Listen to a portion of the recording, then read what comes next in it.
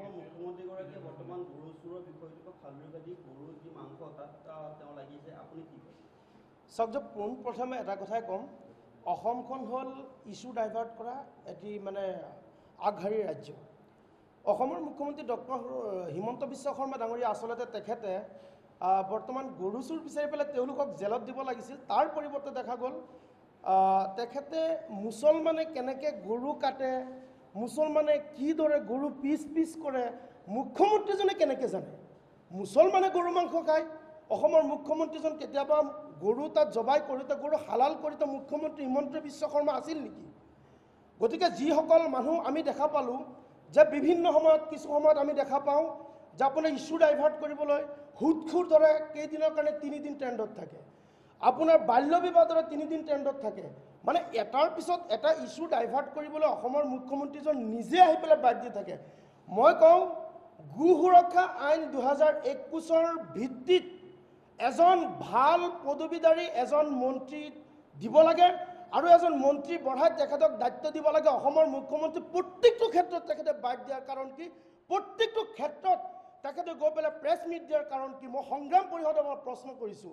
আৰু যিসকল আপুনি ঠাইত আমি দেখা পাওঁ, কিছু কিছু ঠাইত যে আপোনাৰ প্ৰথমে গো মাংস বিক্ৰী কৰি পেলাই এটা পৰিয়াল জীৱিকা নিৰ্বাহ কৰিছিল, স্বত্বাধিকাৰীজনে চলিছিল, লগত 20-25 জন মানুহ চলিছিল।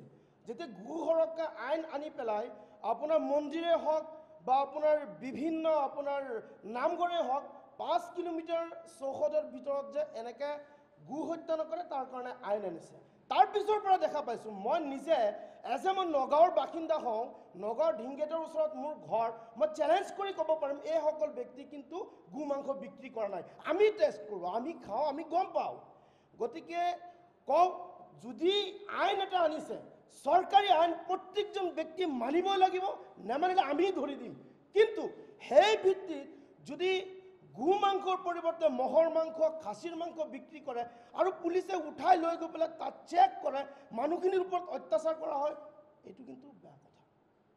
গতিকে কওঁ যে অসমৰ মুখ্যমন্ত্ৰী ডক্টৰ হিমন্ত বিশ্ব শৰ্মা ডাঙৰীয়া, আপুনি কেতিয়াবা ক্লান্ত হয়, আমি বিচাৰোঁ, মই কৰজোৰে অনুৰোধ কৰিছোঁ অসমৰ মুখ্যমন্ত্ৰীক, আপুনি অলপ ৰেষ্ট লওক আৰু প্ৰত্যেকটো বিভাগ আছে, বিভাগীয় মন্ত্ৰীসকলক অলপ মাতিবলৈ আপুনি সুযোগ কৰি দিয়ক।